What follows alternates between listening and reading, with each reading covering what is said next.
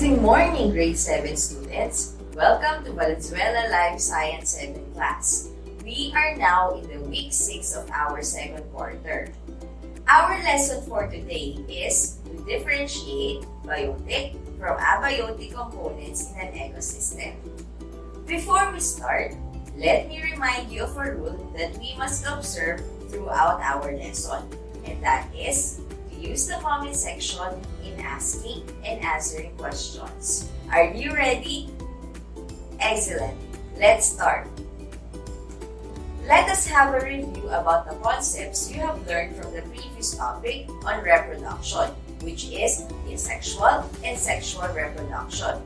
Using this Venn diagram, let us fill out the missing information by choosing the answer from the word bank so we can complete the details of each statement. I will give you 5 seconds to type your answer in the comment section. Ready? Let's begin. Let us begin in statement letter A and B. How many parents is involved in asexual and sexual reproduction? Type your answer in the comment section.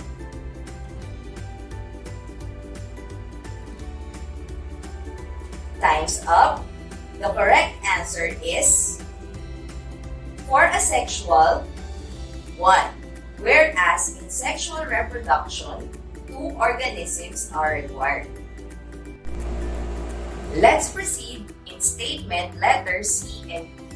This time in terms of offspring in reproduction. Between asexual and asexual, which one has identical and non-identical to the genetic material? 5 seconds to type your answer in the comment section.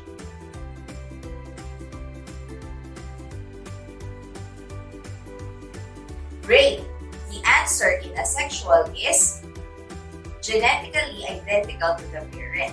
For sexual, it is unidentical because offspring in sexual reproduction is mixed of genetic materials from both parents. Let us have statement letter E and F.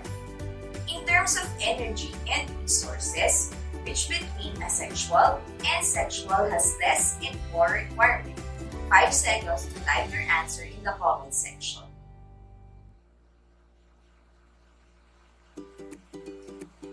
Good! The answer is less for asexual in comparison to sexual reproduction that requires more energy and resources in its process.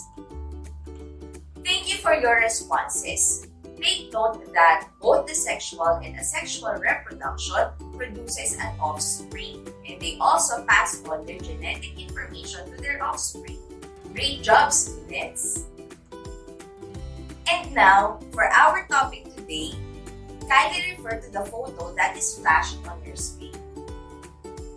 This is a picture of our nature. Can you tell me what you can see or what you observe on the picture? Name as many objects or organisms as you can see on the picture. I will give you 5 seconds to type your answer in the comment section. Go!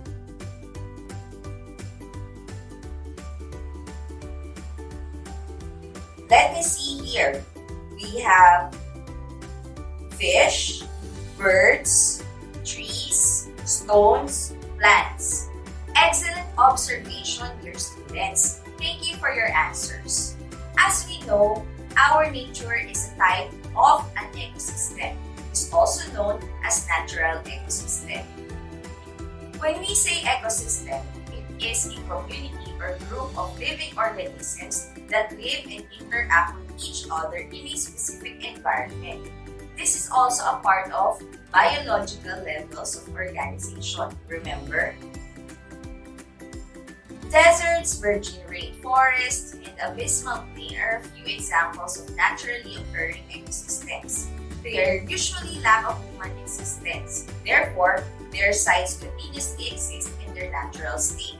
But for some time, these ecosystems undergo changes regardless of human existence.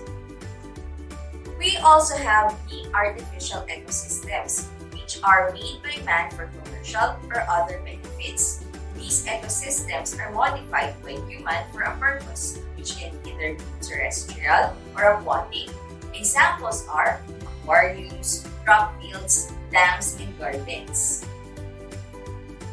Going back to our exercise few minutes ago, you were able to identify the different objects and organisms in our picture. Our ecosystem is basically made up of objects and organisms we just mentioned, and actually, there are more. Let us find that out. An ecosystem is a place with living and non-living things. These things need or use each other. Living things need non-living things to survive. Without food, water, and air, living things will die. Sunlight, shelter, and soil are also important for living things. Living things meet their needs from living and non-living things within ecosystem. In an ecosystem, we refer to those organisms as biotic and abiotic components. Biotic factors are the living parts of the ecosystem, such as plants, animals, and bacteria. Abiotic factor is a living organism that affects another organism in its ecosystem. Examples include plants and animals that the organism consumes as food, and animals that consumes the organism. The term biotic is formed by the combination of two terms, bio meaning life and ic meaning life. Thus, the term means lifelike and is related to all the living entities present in an ecosystem. Living components fall into three categories, and they are: first are the producers or the autotrophs, which convert non-living factors into food.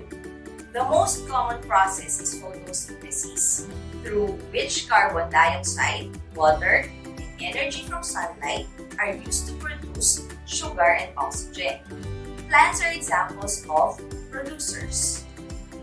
Next is consumers or heterotrophs, which obtain energy from producers or other consumers. Most consumers are animals. Consumers may be further classified as to whether they feed only on producers or known as herbivores, only on other consumers known as carnivores, or a mixture of producers and consumers known as omnivores. Lions are an example of carnivores. Sheep are herbivores. Bears are omnivores. Third is the decomposers or detritivores, which break down chemicals made by producers and consumers into simpler molecules. The products made by decomposers may be used by producers. Fungi, earthworms, and some bacteria are called decomposers. Biotic factors relate to all the living things in the ecosystem. Their presence and their biological byproducts affect the composition of an ecosystem. Abiotic factors refer to all the non-living, such as chemical and physical factors present in an ecosystem. Sunlight, air, rain, minerals, and soil are some examples of abiotic factors. These factors have a significant impact on the survival and reproduction of species in an ecosystem. For instance, without an adequate amount of sunlight, plants may not be able to survive and produce foods. When these organisms eventually die, it will create a shortage of food for animals. This change affects the food chain and will deeply impact every organism. Consequently, it leads to an imbalance in the ecosystem. An abiotic factor can either be chemical or in a physical presence. Abiotic factors fall into three basic categories, namely climatic, edaphic, and physiographic. Climatic factors include humidity, sunlight, and factors involving the climate. Here are the other factors involved in abiotic component under climatic factors. Number 1 is sunlight. It is essential for the process of photosynthesis. Producers such as plants rely directly on the sun. Organisms such as animals use light from the sun indirectly by consuming plants or other animals. Next is temperature. This varies greatly across different parts of the Earth and throughout the year. Temperature affects the rate of evaporation and rainfall and causes seasonal changes in the weather. Number 3 would be the water. It is one of the most important factors in the ecosystem. It is the main component of living cells and is essential for all living organisms. About 80% of the human body and 90% of the plant consist of water. Next is the wind. This speeds up evaporation and assists in pollination of plants and the dispersal of their seeds. And last, for climatic factor, we have the air, which is composed of nitrogen, oxygen, and other important gases.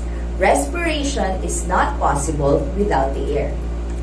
The next abiotic component category is known as edaphic factors. It refers to soil conditions. So, edaphic abiotic factors include soil and geography of the land.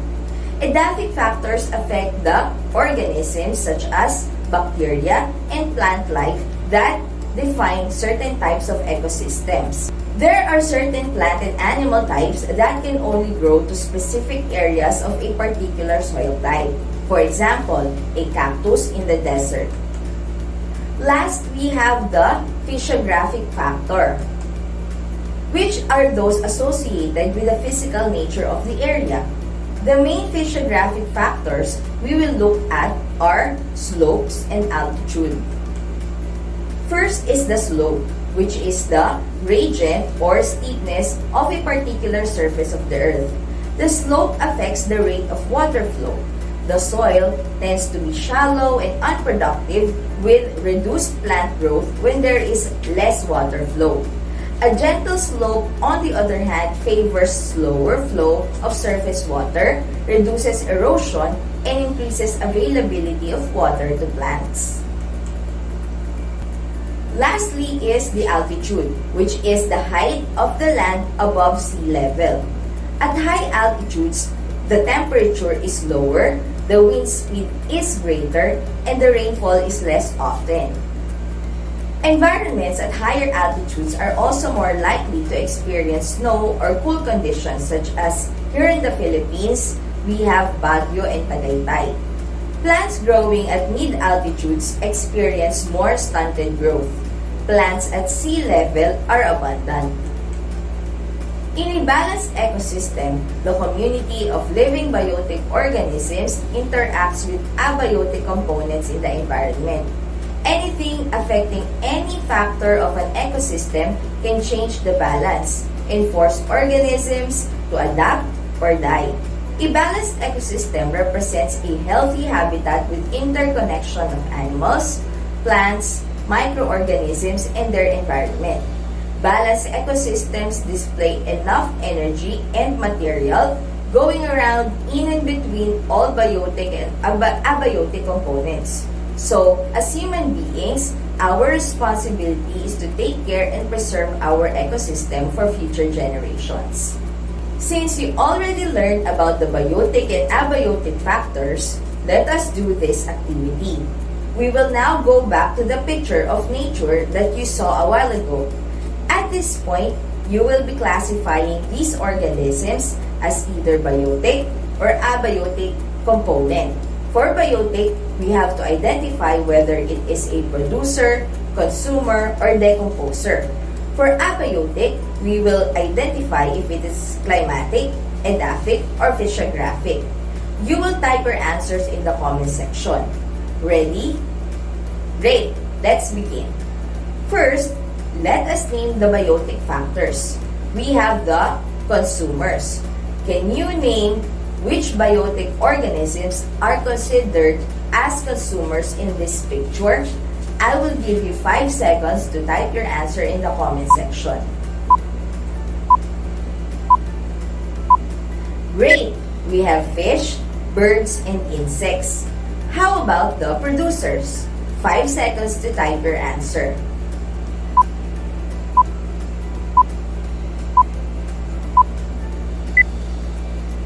We have trees and grass. Correct. And last, who are the decomposers? I will give you 5 seconds to type your answer in the comment section.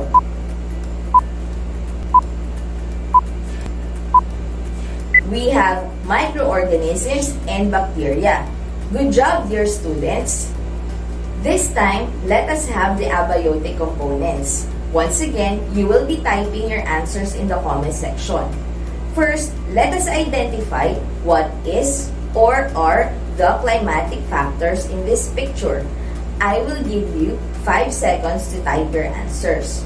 Go!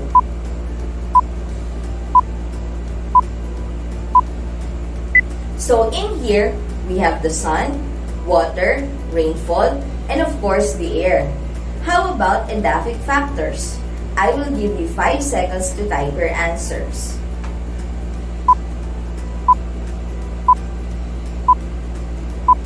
We have the soil.